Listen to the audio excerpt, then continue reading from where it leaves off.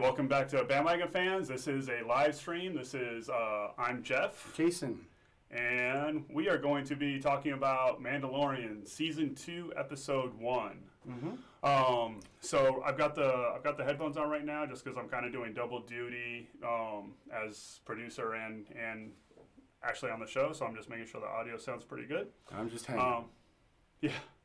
And then, I guess we can just jump right into it now. All right, let's just jump right in. Yeah. So, you just finished watching it. I just watched it. You watched it earlier today? Yeah, I watched it earlier, so I've seen it about 1.5 times. Overall impressions, what did you think? Just another chapter.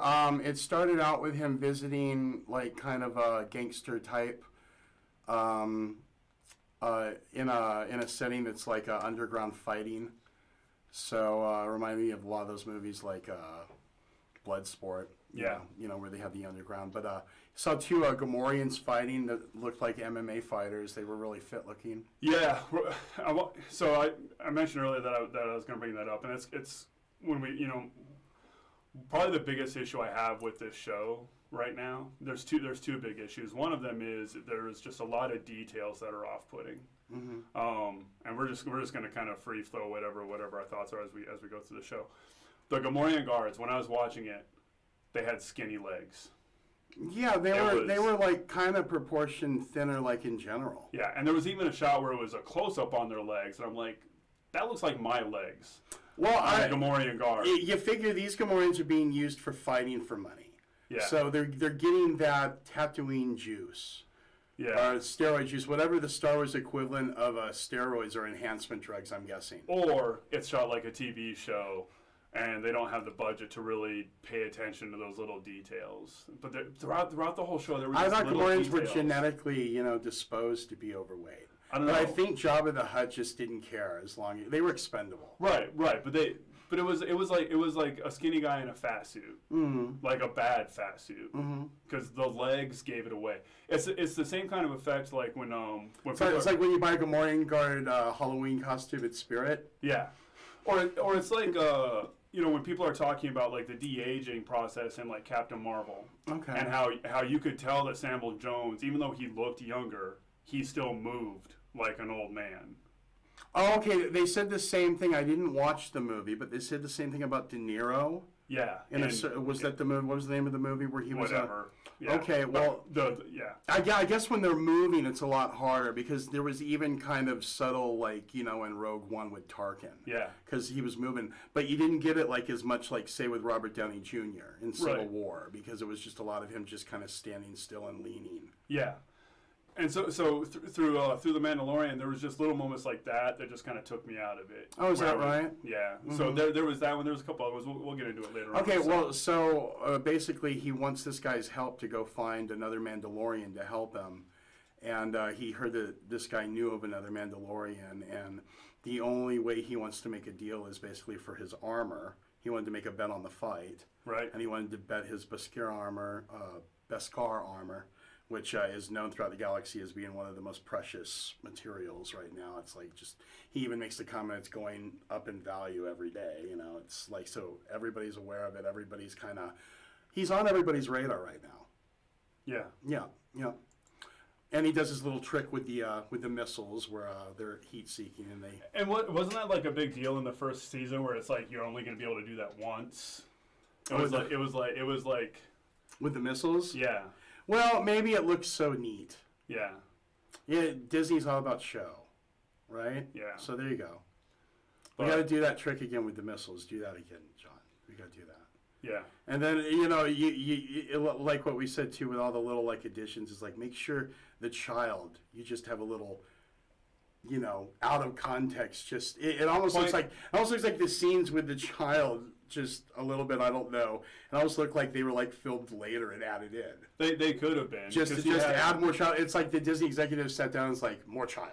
More child. But it was completely pointless in this episode. It was a lot of this episode was just filler.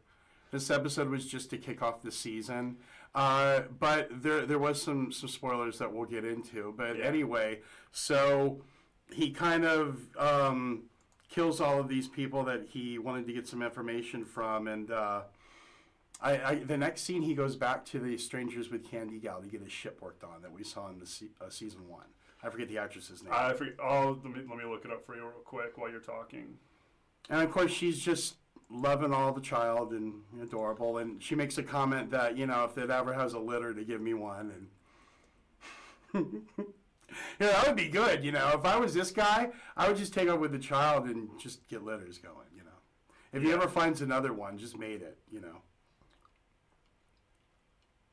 Sorry, I'm looking up the. No, it's fine. It's fine. So anyway, so actually, while I'm looking up the actress and the character's name, it actually goes to one of the issues I have with the show, where I don't know if I'm ready to see Star Wars, and this is the second season. The first season was fine. I liked it, but it's still is throwing me off seeing Star Wars as a TV show. Oh, it is. And it looks like a TV show, and it feels like a TV show. Okay, well, granted, this is the first live action realm they've gone into, but Star Wars TV shows, I guess you can make the argument I'm more conditioned because of being a Clone Wars and Rebels fan.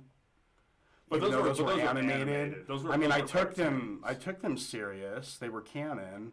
I went into them even though they were animated, expecting more story to be added to the lore.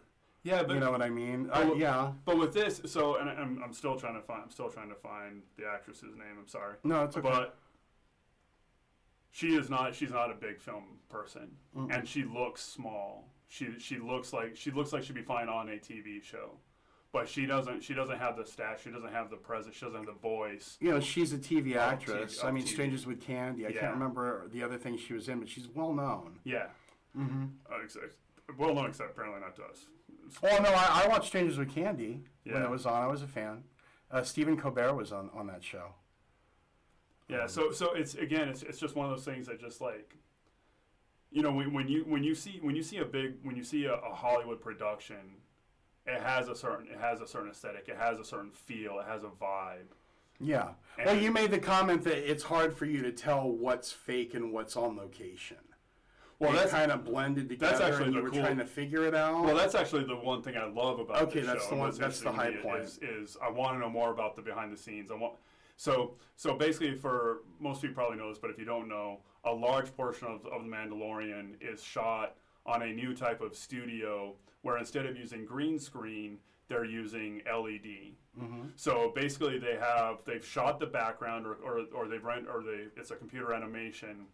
And then they're actually playing that behind the actors. So the actors have something to react to rather than just like a green ball.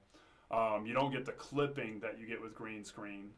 You don't get the green hue on people. So if you imagine Captain America's shield, if in Captain America Civil War, you might actually see reflections of green on the shield. Whereas if they're actually projecting like a real background, then you're going to get those colors. If they're projecting a sunset, then you're going to see the sunset reflected on the shield or Mandalorian's armor. But it really like makes me wonder how much of the show is shot on location versus how much is shot versus what's filmed inside the studio. Because I can't tell just watching it. I'm looking and I can't tell where the. I mean, you would definitely think this whole episode was filmed on location. But exactly, it's like what you said. It's very hard to tell. You can't. So tell. I mean, that's something to be said about the technology and just about how well they can move forward making films and TV shows with high budgets like this, superhero science fiction oriented type shows. Yeah. Mm-hmm. I still can't. All right. I'm gonna give up. Anyway, it's not Amy Sedaris, is it? No. I think so. Yeah, Sedaris. Yeah. Okay. So, anyway, the gentleman that they visited, I forget that gentleman's name, the character, he says that the only Mandalorian he knows is on Tatooine, so that's what leads him back to Tatooine. Visits Amy Sedaris' character, gets a tune-up, goes on the trail with the child, asks some locals, he kind of befriends some Tusken Raiders along the way, earns their trust because he knows how to speak their language. No communication barrier there, and it leads him to a Mos Eisley type a moss. That's the term they use on Tatooine for these small little hub cities. Yeah. Moss. Yeah. This one was Moss something or other, but it was kind of like a ghost town run out. Yeah, not on the map, run down. Right. The miners, they had kind of done a flashback to the events right after the second Death Star being destroyed. Well, the flashback came a little afterwards. Okay. It came after we were introduced to. Well, I guess not Boba Fett. There we go. Okay, so he goes into this bar and there's a Weequay type character. Yeah. He was the bartender. And, he actually called him Weequay. He did call him. I think that's the name of the race. It is. Yeah. So the character, when we were kids, the figure was called Weequay, but yeah. a lot of those figures they actually have a race name, but yeah. that's one and the same. So yeah, Weequay being one of Jabba's guards. Yeah, the skip guard that pushed Luke out there. Yeah. So he says that the marshal wears armor that looks like his. Yeah. And then in walks. Type of a man with no name, mystique character. Yeah. Definitely a Clint Eastwood vibe. Yeah, with the aesthetic. We see the armor, but he's not. He has like the scarf around his neck. He definitely looks like a Western Mandalorian, like the cowboy version of the Mandalorian. You know, but it's Boba Fett's pieced together armor that this gentleman got off of Jawas. Yeah, and his name's Cobb Vanth. Okay, Cobb Vanth. And then he sits down and. You called it right away, and I knew it right away too. It's obviously not Boba Fett. Yeah. So he sits down and he takes off his helmet, and you see him place the helmet on there. And now, if there's any question, this guy isn't really a Mandalorian because they made such a big deal about Mandalorians never showing their face. Oh, sure, So, and it's actually Timothy Oliphant, who I'm actually, I've never seen Timothy. When you said he was in Go, I was like, well, that was years ago. I'm pretty sure it was Go. Are you pretty sure it was wrong, Go? But he was definitely in The Girl Next Door, The Crazies. Yeah, I do remember those. Everything. I think he was in Live Free or Die Hard too. He was the. Was he? Okay. In Live Free or Die Hard. Oh. Timothy Oliphant is great. Yeah. Whatever he's in, he just blends in seamlessly. He's just a really I thought it was Josh Brolin. He's definitely got that Josh Brolin gray salt and pepper beard look going. Yeah.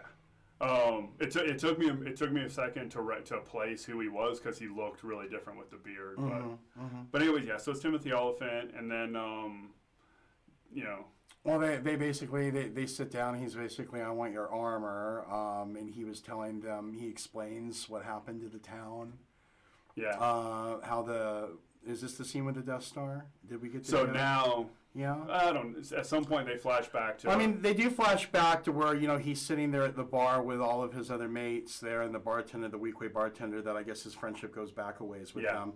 And you see a hologram of the Death Star exploding. Everybody's cheering, but like immediately, the town gets overrun by miners, a miner guild. Yeah. Much similar to like what we saw in Bespin Cloud City. There's miners all over the place, and Tatooine is known for its spice mines, with the sand dunes, and we get into all of that going. So the town, I guess, has the control of the miners, and I guess that the mines are being overrun by this mine of theirs is being controlled by this worm, and they're unable to go in and get any mining going on, so they can get some money. Yeah. Yeah. So and this goes back. It was real similar to an episode in season 1 where Mando, and I think it was actually on Tatooine again, but he had to go. He had to take a detour to go fight some big monster. Yeah. And in season 1. That's when Baby Yoda first revealed his powers. Yeah. So yeah. It was, and this goes to the other issue I have with the show, and overall, like. It still looks like Star Wars. It feels like Star Wars. It's fun. The Mando character is really good. And what's his name? Pedro Pascal. I don't know if it's actually him in the suit, And they say it is. Yeah. So yeah, you don't know. So he has a really good presence on screen. You can. Well, I mean, you can do a lot without seeing the person's face. Yeah. He body acts well. What was the gentleman's name? The actor from The Boys. He played Dredd, Judge Dredd. Right. And that character's notorious. You don't take the helmet off with that character. That's the reason why a lot of people hated the Stallone version. And he did a great job with his movements and with his, with his mannerisms playing that character.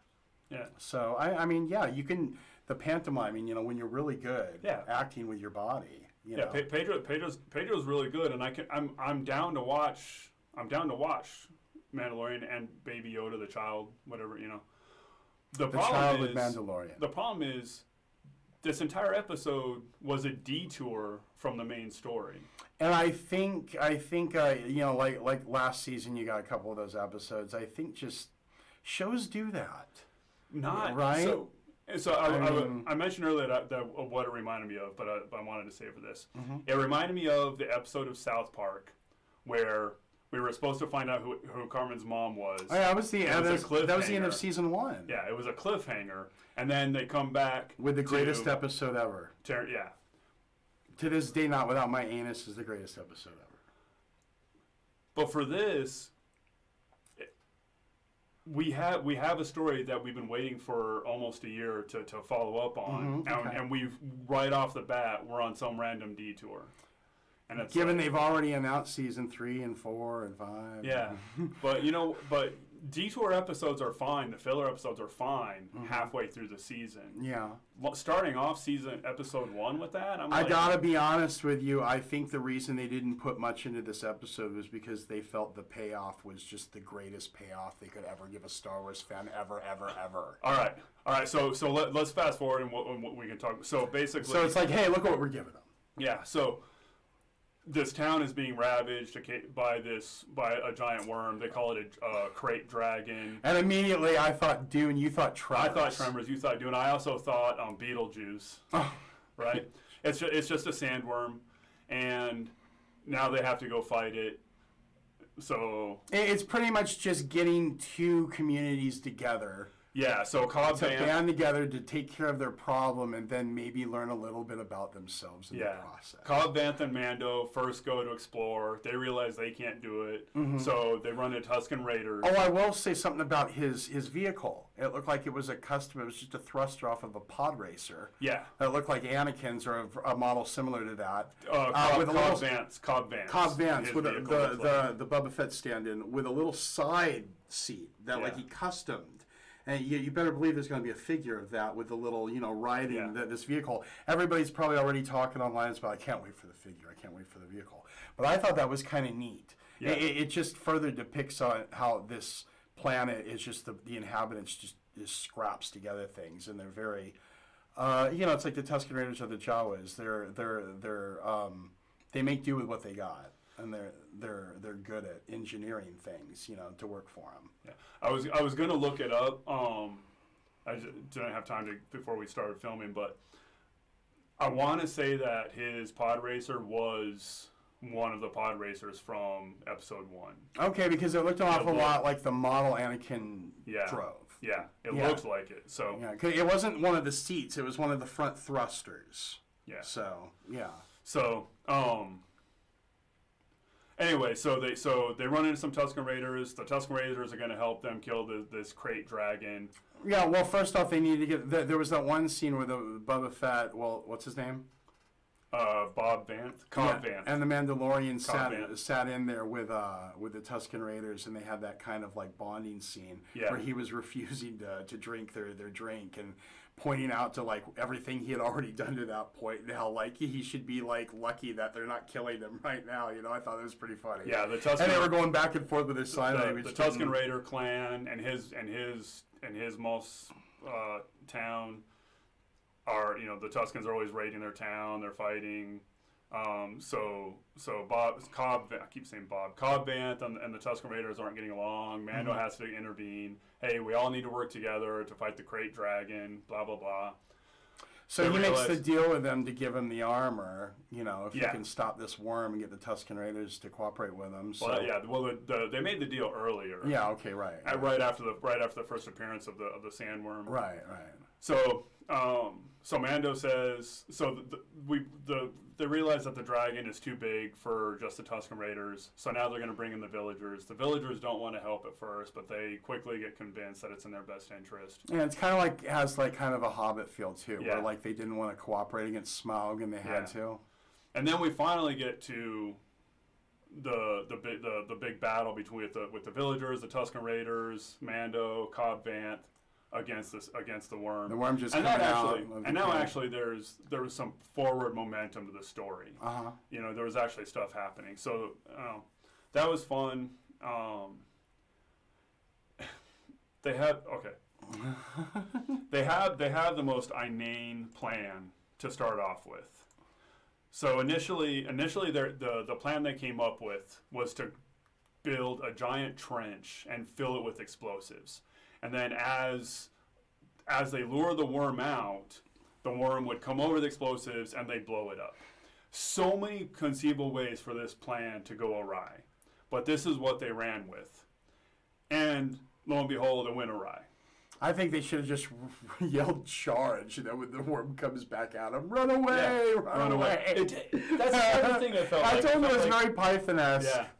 So what they end up doing is they have all these explosives tied to a bantha, and then the worm eats the bantha, and then Mando blows it up. There's a scene where one of them's brushing the bantha's teeth before they get ready for the battle. It's hilarious. Yeah. Just little world building scenes like that. No, it's fine. It's fine. But it's like, all right, I get it. If everybody did the best thing first, you wouldn't have a story, right? People have to make mistakes and they recover from their mistakes. Mm-hmm. But this one was just so dumb. Like, just let it eat the explosive filled bantha from the beginning. Yeah, I mean, like it was such a dumb plan to start off with. Anyways, rant over. Well, again, I mean, I think all of this was just to pad out 50 minutes to get to the end. And that's the point. You didn't have enough story, so they had to create BS to fill out the runtime. They felt like they needed to pad out the introduction of a certain character. They couldn't just give you an episode that just went right into it. They had to build up to. And that certain character is? It's Boba Fett. It's the real Boba Fett. Yeah. The episode ends with kind of a shadow lurking over to their victory, seeing everything that they did there with the worm. And then he turns around and you get Boba Fett kind of bald, scarred up a little bit from the sun and some other elements. He's been living on Tatooine for, what they say this was about 5 years after Jedi. It's been about 5 years, I think. Anyway, it's a little time has passed, and he's got like some Tusken Raider weapons, and he's kind of just been depicted as kind of like a desert scavenger. Yeah. You know, and he's going to be a focus going forward.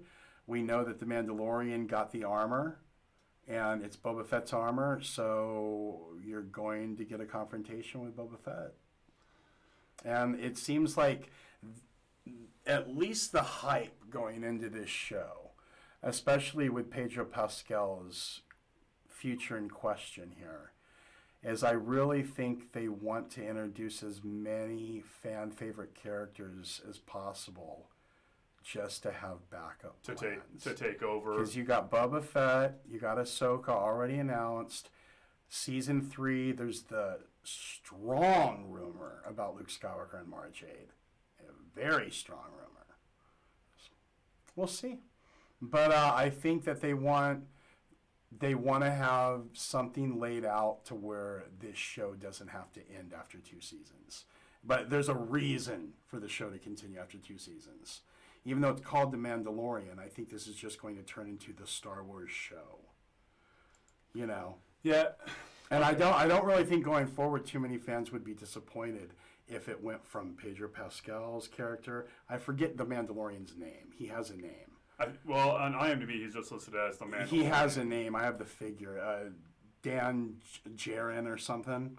Yeah. But anyway, I think they feel like, well, hey, if we can naturally progress into Boba Fett and Ahsoka, if it's the characters that like the internet and YouTube and all the fans are just unanimously like, these are the characters we want to see, then I think that's all they're kind of putting into this. Now, Jon Favreau wrote this episode. So I don't, there's got to be something to play out with this episode. Maybe we'll go back to Tatooine for a 4th time or a 5th time. And he'll need that aid he gained with the Tusken Raiders to thwart the Hutts. And we'll have Jabba's son that was rescued by Ahsoka in the Clone Wars pilot episode. Remember that? And she'll come in and they'll like thwart off against Jabba's son as an adult. And Boba Fett will fall in a Sarlacc pit again. And that would be hilarious. Oh, is this all built up to just Boba Fett biffing again in a Sarlacc pit? Yeah. Well, rest assured that is not going to happen. All right, let me ask you this. Yeah. Did you like this episode? I like this episode as a piece of a puzzle that will play out, that could play out to be something complete and good to watch in its entirety, or could not yet.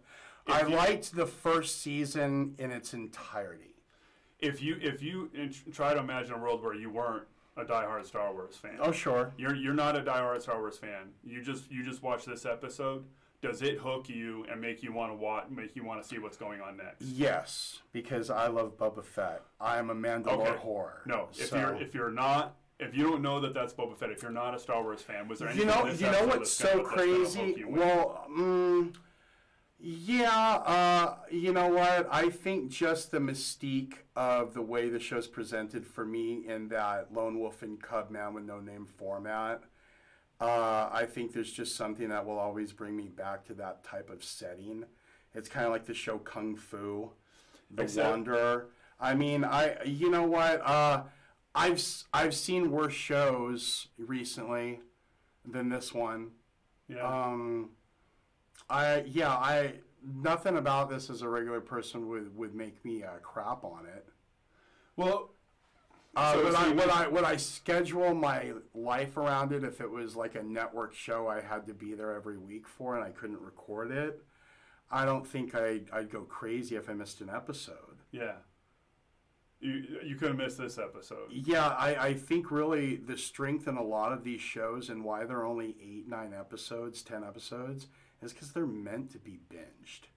I really don't think these shows are meant to be consumed in weekly doses. I get they need to do that now because of the strength of subscribing. They need the subscribers. But like back in the day, even like with Stranger Things and things, they were released in one day, the whole show. And I really like that a lot better. So Netflix still does that. Netflix still two does different that. models. And I think going forward, you're going to see Netflix switch to the Disney model. No, I think they need this model. The problem that Netflix runs into is people binge Stranger Things or whatever show it is in the first 3 days, and then it's gone. That's what the problem is, right? Yeah, exactly. So even Amazon does the weekly. Yeah. With The Boys, it's weekly. Yeah. Yeah.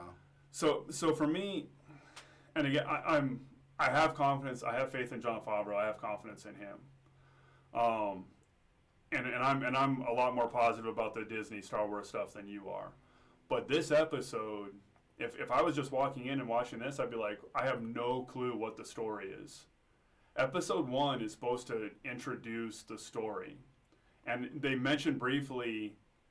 They mentioned that he has to take the child to his people. If the whole season, if this season again, if the point of this particular season isn't to get the child to his destination, but to just be the middle part of like a 3-season story or a 4-season, you know what I mean? Yeah. Then I think they felt they did their job, because if the whole point of this season is the Mandalorian versus Boba Fett, which we don't know if that's where it's headed or not. Right. But if this whole thing is just him pretty much on Tatooine for most of the season, and it's like him against Boba Fett with it culminating in the last episode with him, and then I can understand where this episode's coming from. But again, these things that are only set up to be so many episodes and not like regular 24 episode seasons, but little compact seasons. Yeah, it's hard to judge anything based on the first episode. Yeah. For me. Well, I think... You know what I mean? Not necessarily. So, I'm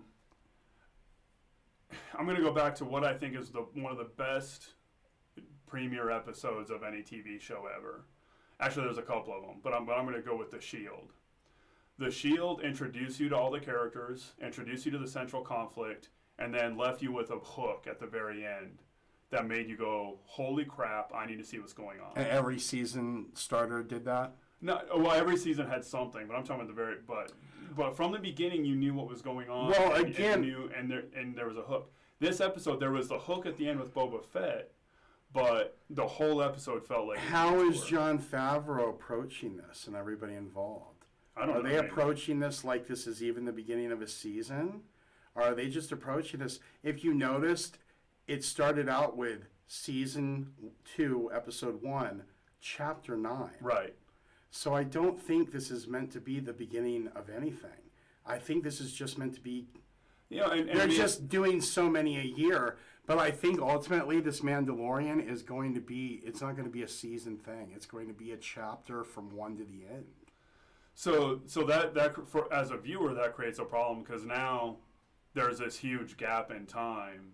And like I said, going back to the South Park reference, you had a cliffhanger at the end of season 1 with I forget the character's name, but Esposito, Moff Gideon. Oh, with the Darksaber. With the Darksaber. Nothing, That's why I'm saying I think they just have big plans for this show. They have a huge vision of this show. Like, it is going to be 4 or 5 seasons, man. Yeah. And there could possibly, I'm just going to say you could not even see Moff Gideon this season. This season could be one of those seasons where it's just another, maybe Moff Gideon comes back strong in the next chapter. Again, I think the future of this season with all the rumors, where you're going to see a lot of Moff Gideon. I don't think it's headed to that. So he's credited with 9 episodes, which means we're going to see him. Yeah, no, because the Darksaber, that's why I also believe those rumors that Sasha Banks could be Sabine Wren. Because in the Clone Wars or in the Rebels, she was left the Darksaber. She was the last one to possess it. So they're going to have to explain how he got a hold of it. Yeah, on IMDb, her character is not listed, so that's still a surprise. They're keeping it a mystery, but it was confirmed she was on the set. Right. Yeah. I'm excited. I mean, and her hair color was the same. Sabine had the wild hair color. Yeah. All right, we'll see. I'm excited though. Big fan of Sabine Wren. Big fan of Ahsoka Tano. Yeah. So all the rumors going into the future of this season. Again, too, your argument there. I'm a Star Wars fan. So I am hooked. Because of all of that, I want to see all these characters that I do like. Yeah. Get some live action time. Yeah, and I want to see a good compelling story, and this chapter was. But this chapter was just a detour from. This was a detour, and quite frankly, it was a detour we've already taken. Mm-hmm. At this point, we're just driving in circles because we already had the episode where he went and fought this random monster. He already had the episode where he had to stop and help the random villagers. Yeah. I made the reference when we were watching it. It's starting to feel like the A-Team to me. And you pretty much probably have already settled into the fact that when the show's completely said and done, you can totally cherry pick the episodes and make your own Mandalorian out of it. I probably won't. Because these episodes, like this one, you're kind of agreeing that it was kind of like an unneeded episode. And the whole final picture, there's probably going to be a few of these episodes where when you rewatch this series, you're not going to need to kind of go there. I mean, even the child, you had no force powers. The only thing with the child in this episode was the little, segues where they would just go to him going, just buy me. Yeah. Merchandising.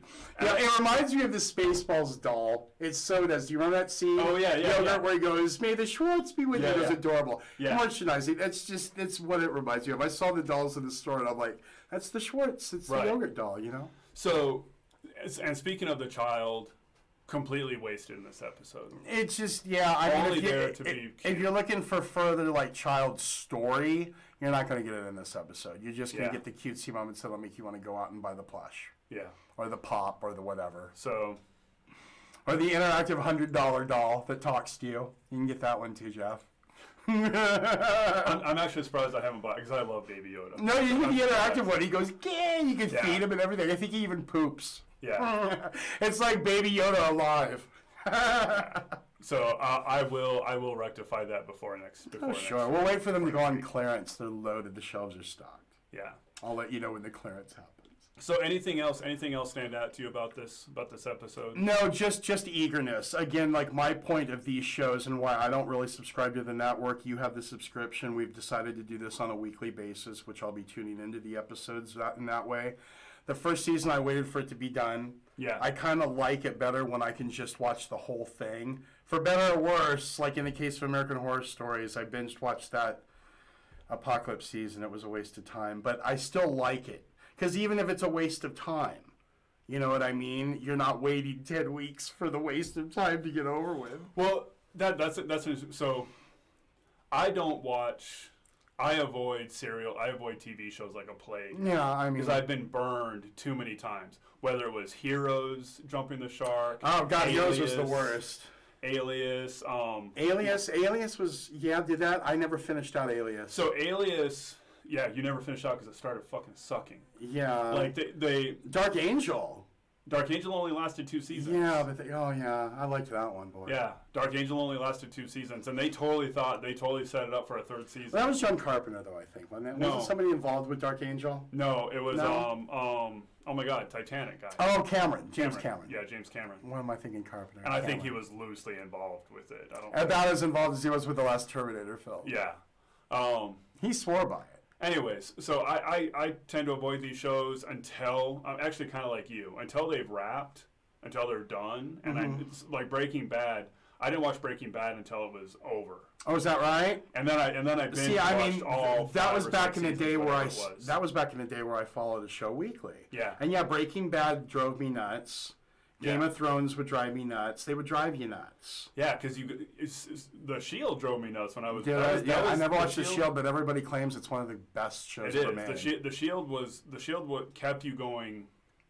Kept me going for 7 years. Yeah. But it stayed good for 7 years. It Alias took a massive dump after the 2nd season because what ends up happening, and you've actually alluded to it a couple times with the Mandalorian. Mm-hmm. They start off with this show, and the story they initially envision is only enough to sustain 1 season, maybe 2 seasons. Because when you launch a show, you're taking a gamble. Right. And then it's like, well, crap, we want to milk this cow.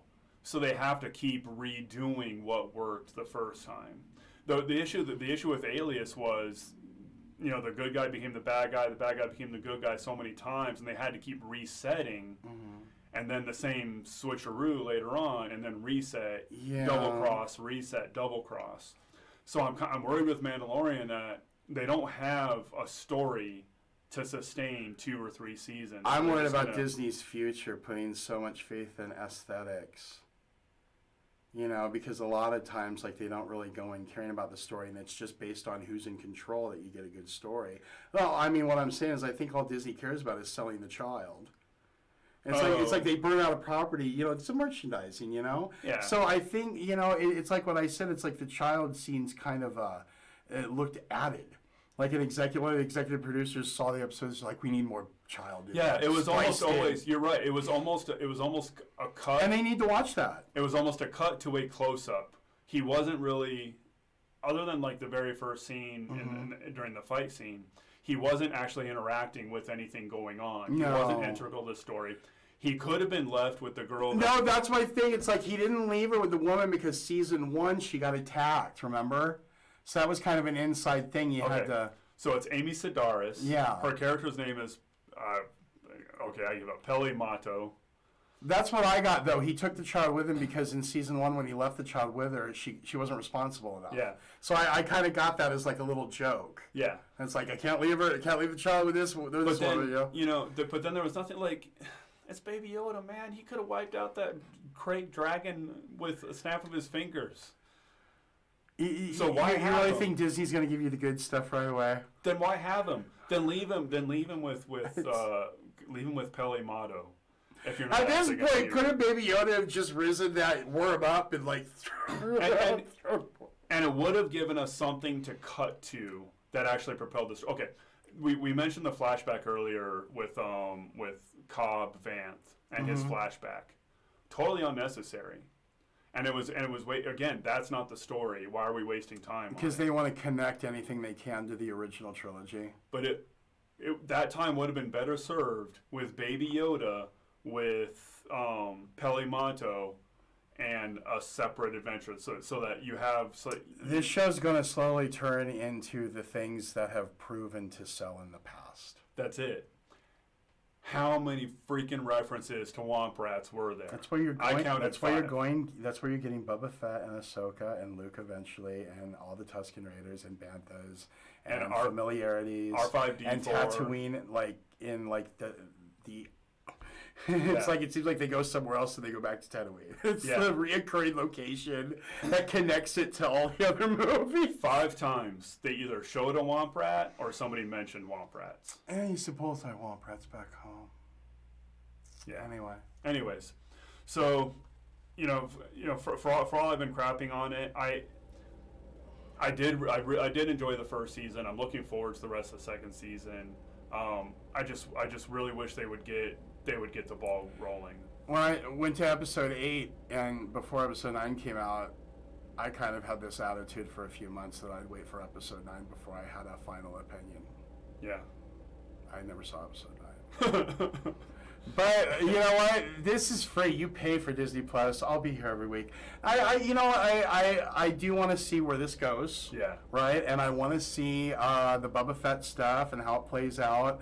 I want to know why he looks the way he does. Why he looks the way he does. What he's experienced up to this point. I'm in just because of that foolishness, that nostalgia. Yeah. It's like they're feeding you the nostalgia. Yeah, I mean, I'm the kid, like you. I did grow up with the original trilogy, and I'm the guy. I was that guy that I followed the EU in the '90s, and I liked the Clone Wars back when a lot of people were crapping on it. Clone Wars actually got appreciation.